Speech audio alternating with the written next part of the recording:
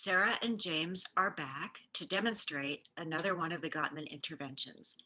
This time it is the Dreams Within Conflict, which is one of my favorites. This video will be useful for therapists who are interested in learning more about the Gottman method, or for couples who would like to learn more about the method themselves and maybe at some point decide to do some Gottman method couples therapy. I invite you to join us. Hello, Sarah and James. It's so good to see you. Hi, doctor. Hello. Let's start out our session like we always do with a couple of appreciations. Okay, I guess I'll go first today. Okay. Two that have come to mind from this past week are the first being that you took a lot of time out of your week to help me with some issues that came up at work. And you took time out of your schedule and your work day, which I know is not a simple thing for you to do, to really be there for me. And that meant the world to me. And it was, so helpful. And it really, really improved my week. And yeah, just that you would sacrifice that time was really special to me. I feel like that should, cover two things. But so then a second thing,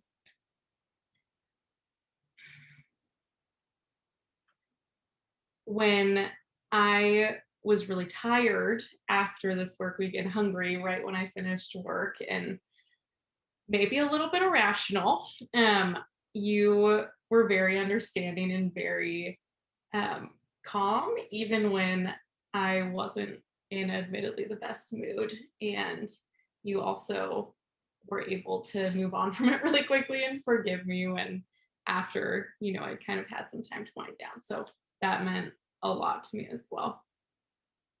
Thank you. Yeah, I think one, it might seem kind of small, but I was having a really rough morning the other day, and running around trying to get everything organized to get going to work, and you went out of your way just to help make my coffee for the day. And it seemed like such a small thing, but it really was just like one of those things in the back of my head that I was thinking about as I was racing around, and come to find out you'd already taken care of it. And it felt like the biggest weight lifted off my shoulders in that moment. So yeah, I really appreciate that. And then the other one was just, the other day, it was kind of on the heels of just some tough conversations, and me trying to be there for you, but kind of feeling like I just wasn't doing the best job at certain points. You just texted me in the middle of the day and told me, "I love you. You're the best husband that I could ask for." And it just, I don't know. It really meant a lot. So I appreciate that. I really like hearing your appreciations. I think you're both becoming masters of appreciations now that we've done this so much, because I hear your appreciations are about really meaningful things that each of you did for each other during the week that helped the relationship. So keep that up. That will really help build a culture of appreciation in your relationship. And that's a really good thing.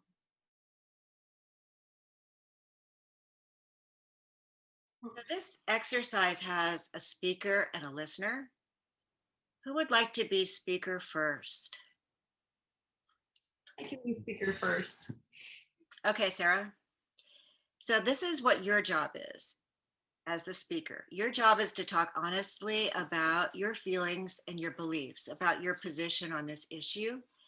And it's really important that you can share your dreams and your ideals with James and be very clear and direct about this and telling him what you really, really want.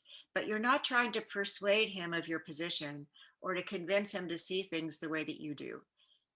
You just want him to understand how you see things. And it's really important as the speaker and also as the listener to avoid the four horsemen. I know we've talked about the four horsemen before, and that's criticism, contempt, defensiveness, and stonewalling. It's particularly important to watch out for criticism when you're going through this exercise, because if the other person feels criticized, they're going to have a harder time listening to you. And what you really want is for them to listen and understand. So keep that in mind. And if I hear one of the horsemen, I will interrupt you and help you restate what you just said to leave the horseman behind. So, James, your job as the listener is to create an environment where Sarah feels safe enough to really talk openly about her dreams and what's behind her position on this issue. And you ask the questions that are listed on the second page without trying to solve the problem. So it's really important that you don't jump in and say, oh, well, then let's just do this, or let's do that, or I'll just do this, or how about we try this instead? It's just important that you listen at this point, and you can take notes if you want to, but the important thing is that you really hear what Sarah has to say. And you notice there's 9 questions on this sheet. Some of the questions may seem like they're repetitive, but it's interesting when people hear a question that's similar the second time around, sometimes they say something they forgot to say the first time, or they circle around to a deeper level of understanding, and then we'll share that with you. So it's worth asking all the questions, even if you think, oh, I already know that, or I know what she's going to say about that, to ask her anyway. And it's important to ask the questions the way that they're written, because the Gottmans really researched which questions and the order of the questions would work best for this exercise. Do you have any questions before we start? I don't think so. No. Okay. Well, let's start. And it starts with James asking Sarah question number 1. Sarah, do you have any core beliefs, ethics, or values that are part of your position on this issue? Yes. So I think that the biggest struggle for me on this issue is just how I grew up and how I was raised. And, my parents were very career driven, and I've always respected that about them, but they also really didn't want to sacrifice any part of their career or goals in order to make sure that they had enough time with me, or at least that's how it felt when I was younger. And so I, growing up, they worked just regular hours, if not more. And so I always had a nanny or a caretaker pick me up from school and drop me off at school as well, or bring me to activities. Sometimes we'd be able to have family dinner depending on if my dad was able to make it home in time after work. And same with my mom. And so I had a lot of moments of feeling really lonely and just wishing that they were around more, and just wondering if they cared about being there for me. And so I feel like when thinking about our hopefully upcoming family, I think, I love my job. I have big goals that I can foresee my future with a career, but I think ultimately what's most important to me when thinking about children is just that they never feel the way that I did, and that they feel loved and like their parents are present, and that I can be there for them to pick them up from school, and so that's where it's really hard for me to just think about how to balance, going after career goals and also family goals. And I feel like because of my experience, the family goals kind of went out right now. I want our kids to feel really loved and appreciated. And I just don't want them to feel that same lonely feeling that I had.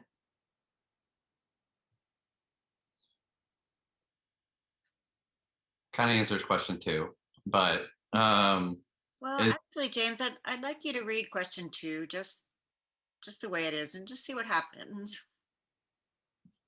is there a story behind this for you, or does this relate to your background or childhood history in some way? Yeah, I feel like I answered part of that. I'm trying to think if there's a more specific story I can think of. I think, you know, I can remember in elementary school, so when it was still when I was pretty young, and didn't happen as much as I got older at all, but in elementary school there was a girl that was really mean to me and I didn't know why. Um and I'd say it was definitely a form of bullying, and she was just exclusive. She wouldn't, include me in things, and um would, yeah, just kind of isolate me, and turn friends against me, and I just never understood why. And I wish that I could have relied on my parents to be there for me during that time, but they were always so tired after getting home that they really just didn't have the energy or capacity to deal with it, I think.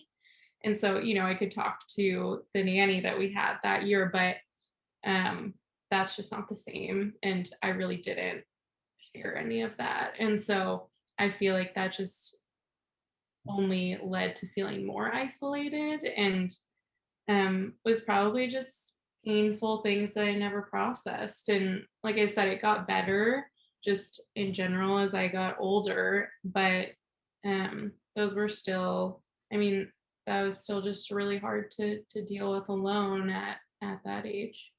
Sounds hard. Sounds hard. James, could you ask Sarah if she remembers a specific incident that she could tell you about? With the bullying? Yes, and being at home alone with those feelings. Sarah, was there a specific incident when this would happen that you can think of? Yeah, so I think what comes to mind first is just that this girl had a birthday party one year, and she invited everybody, and um, and just really intentionally, it seemed, didn't invite me, and I just never understood why. I mean, there was no rhyme or reason to it, um, and so my parents didn't even know that that happened or that I was going through that. And so, when the birthday party was going on and I was already feeling really excluded, I feel like I was just continuing to deal with that alone in my, 8-year-old self. And my parents just, they weren't even aware that it was happening. So, So, the value in hearing that from Sarah, James, is it reveals to you something called an enduring vulnerability. And that's a wound that happened prior to your relationship with each other that caused a lot of pain and will probably always be something that Sarah is very sensitive to. And because you love her, you want to understand these enduring vulnerabilities so that as you make decisions together and talk with each other, you can be more conscious of that and sensitive to it. Okay. Yeah, it's good to remember that. Yeah. Question 3. Tell me why this is so important to you, please. I feel like I don't know if I have anything to add to it, though. I think it's just important to me so that our children feel really loved and supported, and that we're really present with them through, everything that they go through, whether it's really positive or something hard.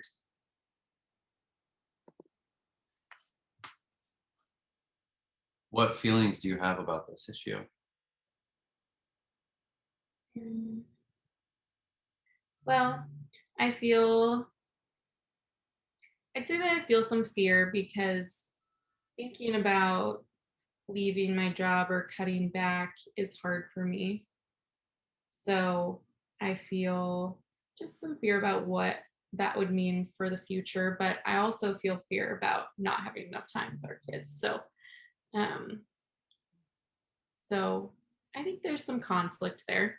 I think there's some conflict there, just still in my brain about how to balance both, or um but I feel really strongly that I just want to make sure that they're prioritized in this situation.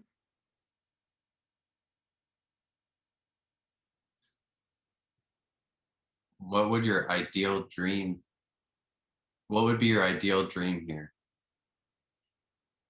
That's that's a good question. I think ideal dream. I would say probably just that I would be able to, go to all sporting events, and um or at least majority, maybe not all, but majority of sporting events, whether it's soccer, dance, or anything like that as they're growing up. And not, I mean, I just don't know if I would want our kids to have like a full-time nanny. I think it would be nice to be able, I think, as like I said earlier, to pick them up from school and hear about their days, and not feel so burnt out at the end of the day that I just feel like I don't have time to play with them or be creative with them, or just be present. So my dream would just be that I could do all of that and follow my other goals at the same time. But I think that ultimately that would be what's most important to me. I think that answered the question. Is there a deeper purpose or goal in this for you?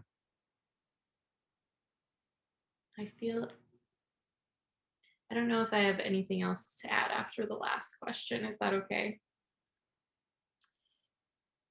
It is okay, yes. But think about it for a minute, Sarah, and see if anything comes to mind for you. Okay. Well, deeper purpose or goal. I feel like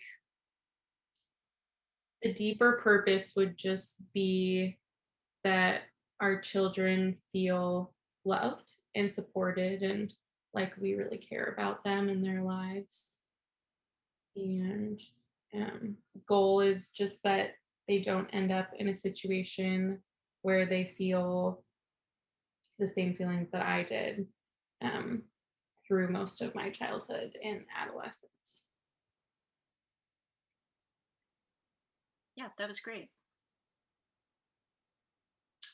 Um, what do you wish for?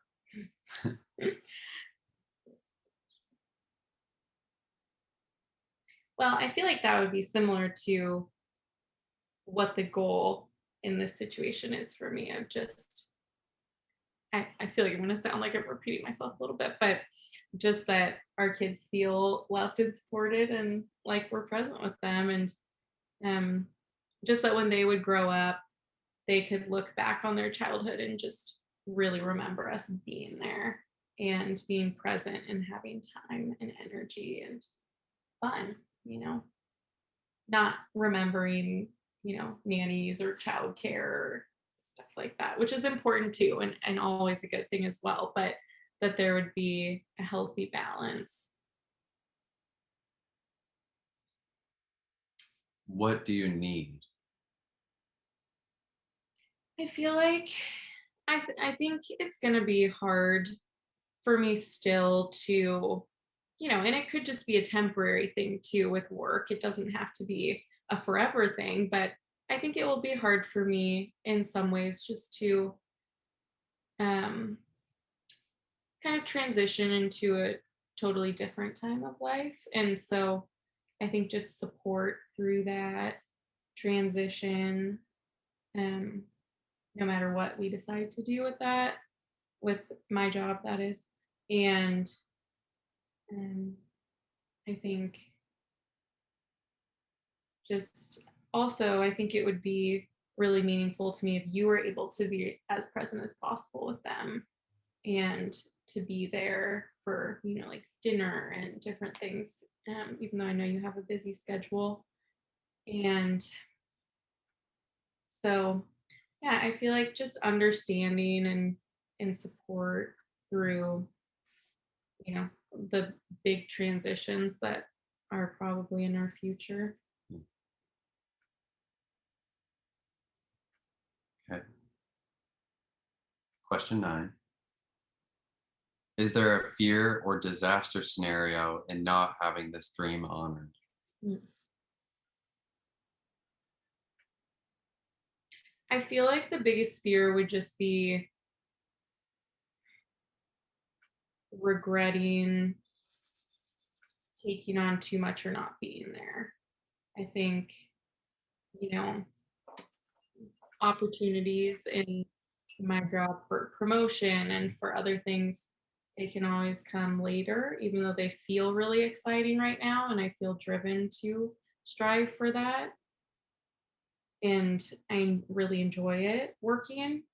I think it would be more devastating to me to find out that our kids felt the way that I did than to not kind of climb the ladder at this point, even if I did that, 10 years from now and went back to it. So that would probably be like disaster scenario, I guess that was worded.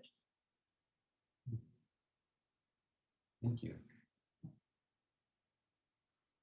That was nicely done, James. And what you can do now is thank Sarah for sharing with you what she did. Yeah, thank you for sharing all that. And I think you can see how when you ask those questions, even though some of them seem repetitive, each time um, Sarah will add a little bit more. Yeah. And it gives you a deeper level of understanding. So let's switch. And now it'll be James' turn to be speaker. Okay. James, do you have any core beliefs, ethics, or values that are part of your position on this issue? Yeah. And it kind of relates to something that you mentioned as well, in that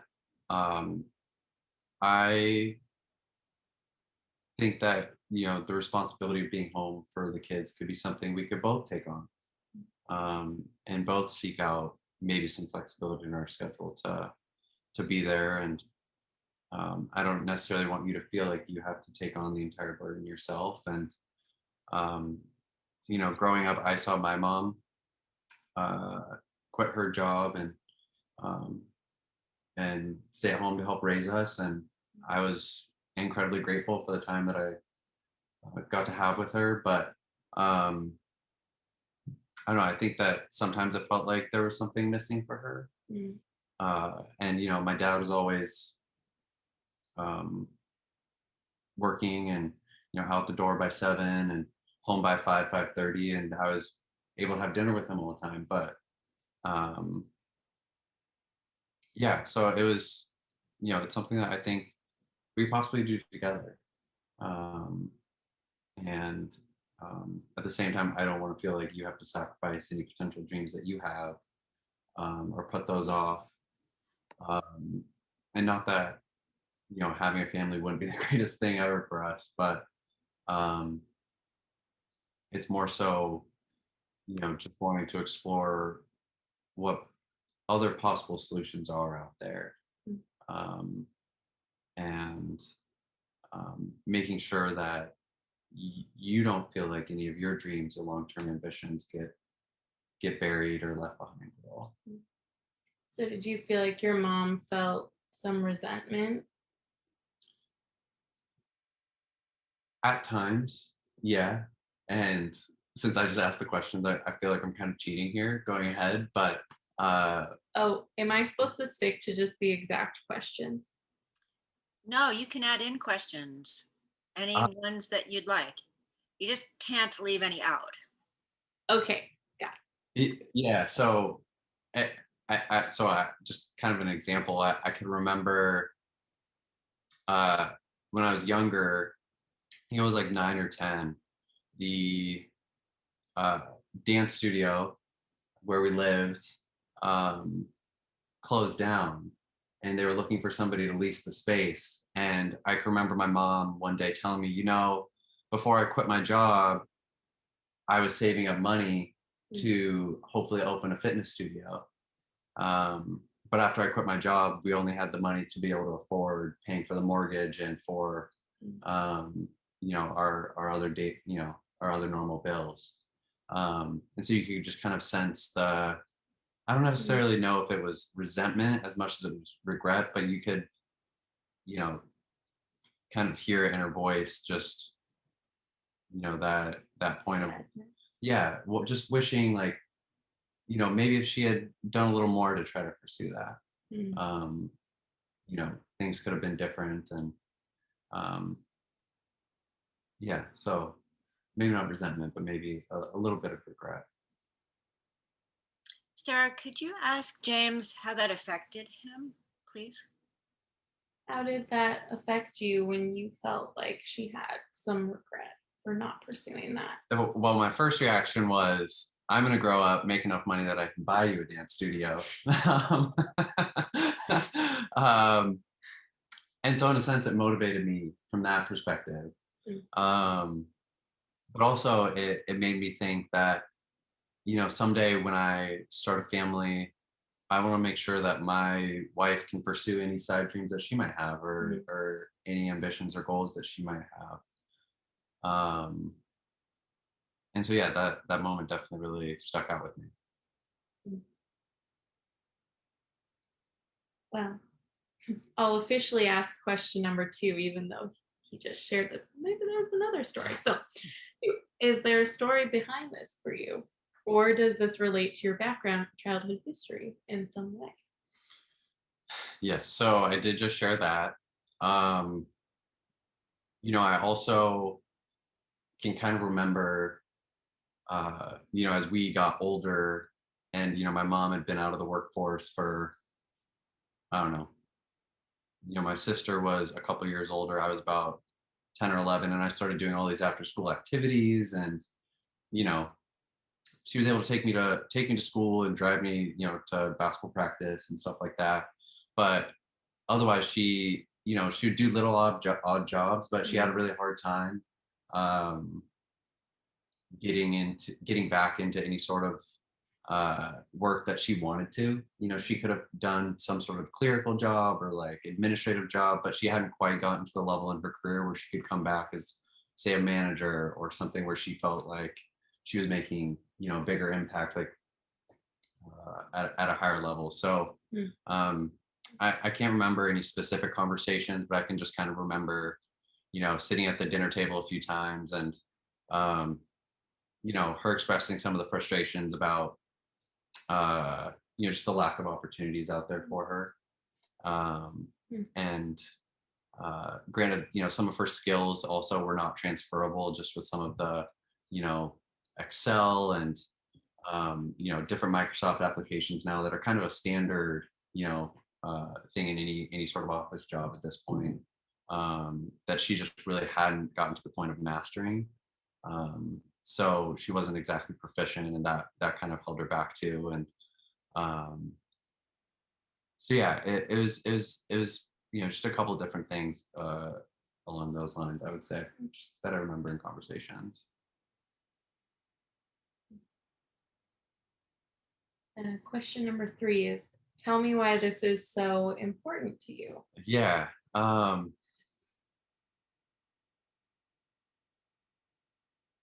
I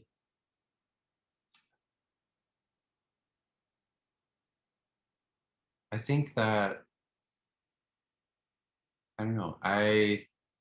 Um Again, just kind of reiterating, I don't want you to feel like you have to do these things on your own.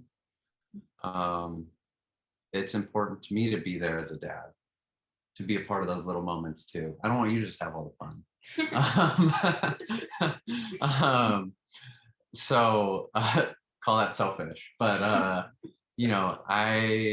I mean, I think about, all of our friends now that we have, who have little kids, and the pictures that they, send us, or the videos that they send us of, I don't know. And so um I'm kind of getting away from the point here. I'm not saying that I want you to work so that I can have more of those moments, but I want to be able to share in those moments as a family, is what I'm saying. Yes. And, you know, it's more not necessarily having to be one way or another, but trying to solution seek to find the best thing for both of us professionally, and then also from a family standpoint of being there to raise a child and children and whatever it may be.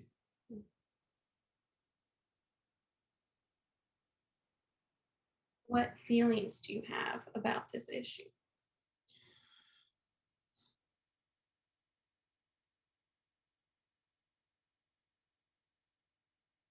Um, could really use like a feelings chart right now.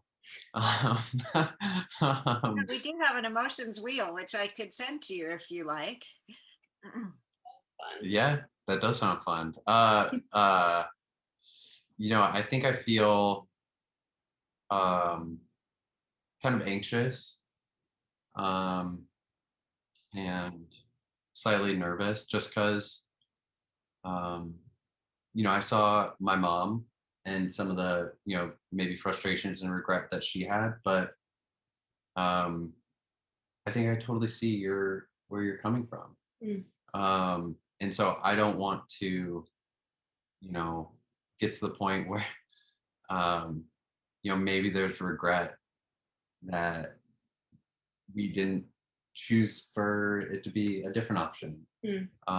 So I think, you know, when thinking about this, it's such a big decision and such an important one too. And we're going to have to learn as we go. But I think just,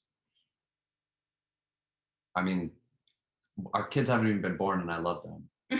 Like, and I just want them to have the very best. And I just get nervous that, you know, there's going to be something that they're going to be sitting here, you know, 20, 30 years later in therapy talking about, um, you know, my mom and dad did this and that. And so, you know, really come full circle at that point. That's true. But, you know, I don't want it to be, nothing negative also about counseling. This is very healthy. That's not, James, I did not hear that at all. But Okay. the interesting thing is that probably as hard as you try, you will be a good enough parent, but not a perfect parent. And so it's not to be unexpected that your kids probably will be in therapy someday talking about what happened when they were growing up. But that's okay. We all end up doing that. And it's all right. That's true. Yeah. So yeah, I would say anxiousness, nervousness. Um, yeah. Makes sense. Question 5. What would be your ideal dream here? Um, I have a job that works 8 to 12. You have a job that works 12 to 4, and then, you know, we just rotate shifts. That would be perfect. You know, I think, you know, if we were able, just given, especially now, you know, the flexibility that people have to work from home Mm. and still pursue these different dreams. And I think, you know, my ideal sort of situation would be trying to, and obviously when the baby's first born, that is going to be such a whirlwind. And I hope we're taking all the time that we possibly can off from work. But, you know, maybe seeking out some solution where, uh, you know, it's not necessarily that split schedule, but we're just both available in the home. Mm. Um, where, uh, you know, if I need to hold the baby or take the kid to the park and you need a nap or vice versa, we can kind of do that. Or, um, you know, we can rotate who changes the diapers. Um, yeah, I don't know. I think just some sort of collaborative effort uh, like that would probably be my dream scenario. Nice. Okay. Is there a deeper purpose or goal in this for you?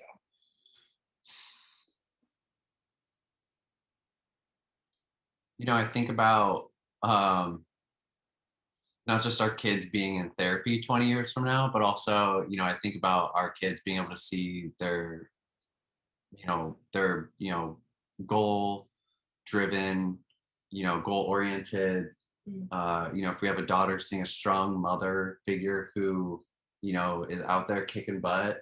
And not that, my mom wasn't that same figure, because she was definitely kicking butts. It just might have been ours. Um,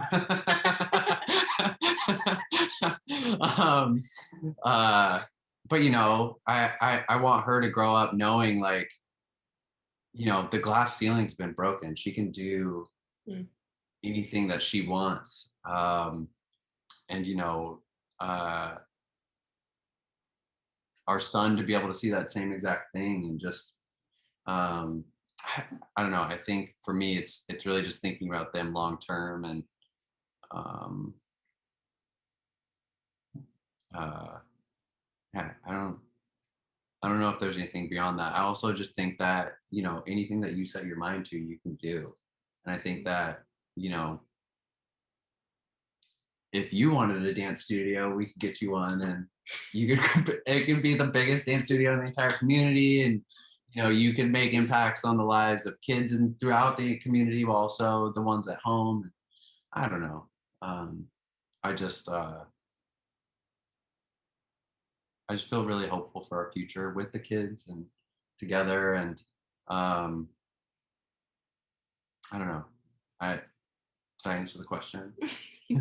Okay. He's gonna make me cry. This is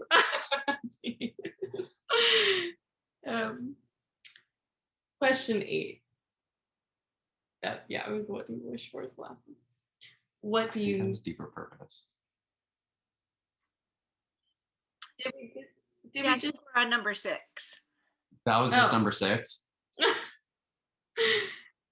What do you wish for? Question 7. I wish for a healthy child that sleeps a lot through the night. But That's good wish. Yeah, I don't know. Most of all, I think I just wish for us to be feeling like a team through the whole process. And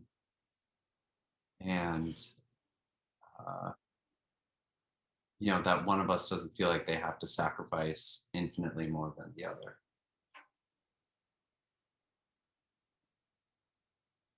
I think we did question 6, but I also got so enraptured with James's response that I lost track of the questions. So hopefully we did question 6.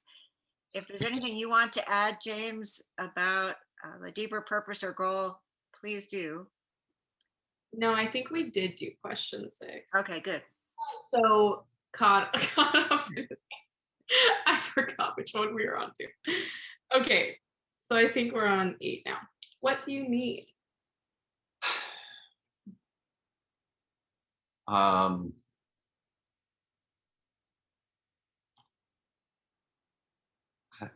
I just need you. I don't know. Well, whatever. I think open and closed doors. Continued discussion. Maybe diving deeper into what some of our longer term goals are, and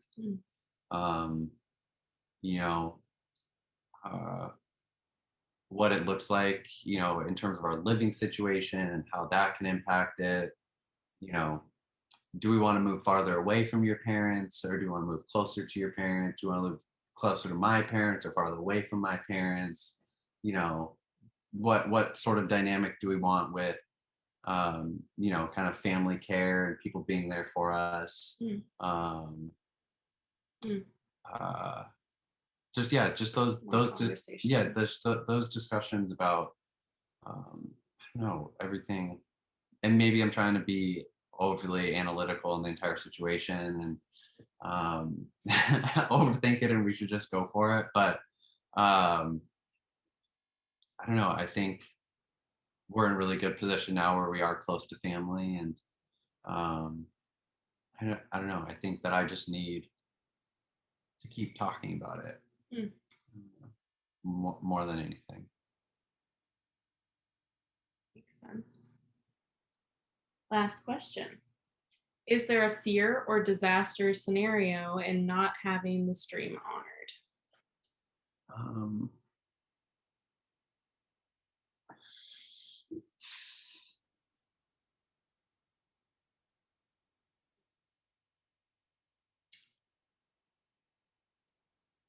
I think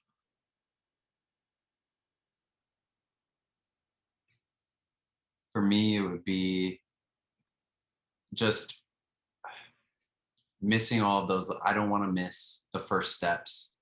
I don't want to miss the first word. I don't want to miss, those things, because I was too wrapped up in my own work. So I think disaster scenario is I would miss all of those moments. And then, I would have this rising fear of you building resentment towards me for missing those moments or not necessarily being there. And then that could create any sort of additional conflict that, I don't know. And I don't think that would be the case. But I just think that that would be my fear, is that,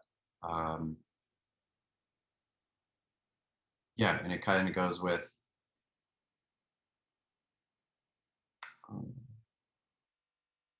one of my responses to the other question, just that,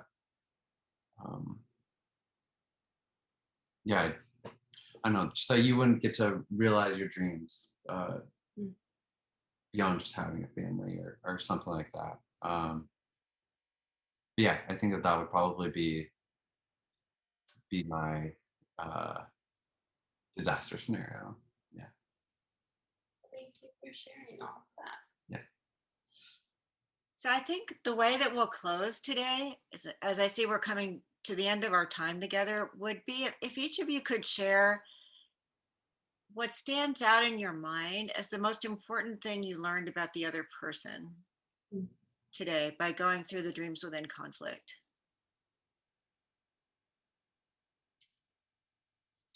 I'll go first. What I heard you say was that being there for our kids is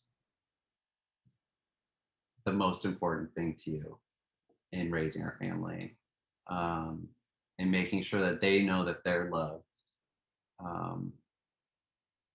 by the both of us, and that you're willing to sacrifice whatever you can or have to for them. That's what I took away from what you shared with me.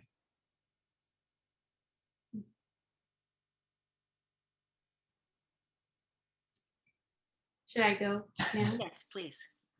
And what I took away from what you said and what I heard was that you don't want me to feel alone, or like I have to be the only one, or that I have to sacrifice any additional goals outside of having children. And I think what I learned is that you have some fears about not being present enough with your job too, and wanting to be present, and that you want to keep talking about solutions that would result in being able to do both, and so that we're equally kind of sharing the weight of this life change that we'll go through. Well, thank you both. What we'll do next time is we'll talk about, I have a revision to one of my answers. oh, okay. have- What would you like to say, James? My wish would be that we would just hit the lottery and neither of us would have to work, and that we'd be able to just both be there full time. That was a great revision. Carry on. Sorry. No, thank you for adding that. So what we'll do next after this is the problem solving exercise. which most couples are usually really excited to do because they want to see, well, what do we do with all this? How do we move forward in a way that, will work for our relationship? But that will be our next session. So thank you both so much, and I'll see you soon. Thanks, doctor. Thanks, Dr. Lampson. Bye.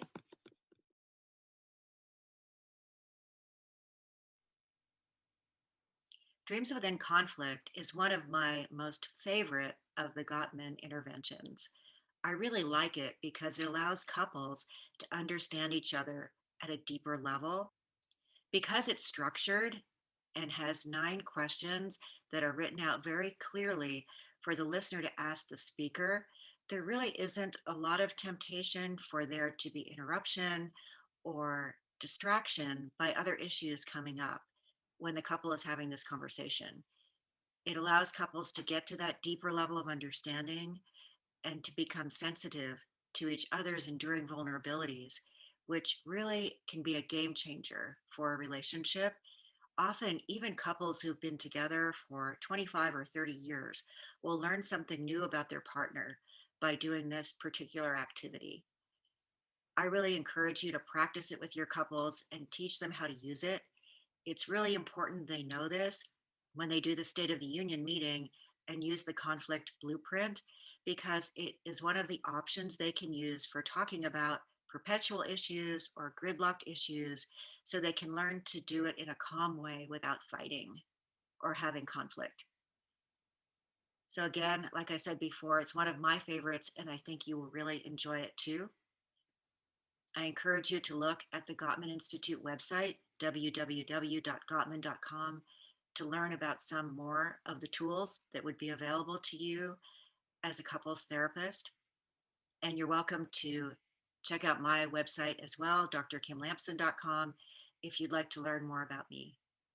Thank you so much.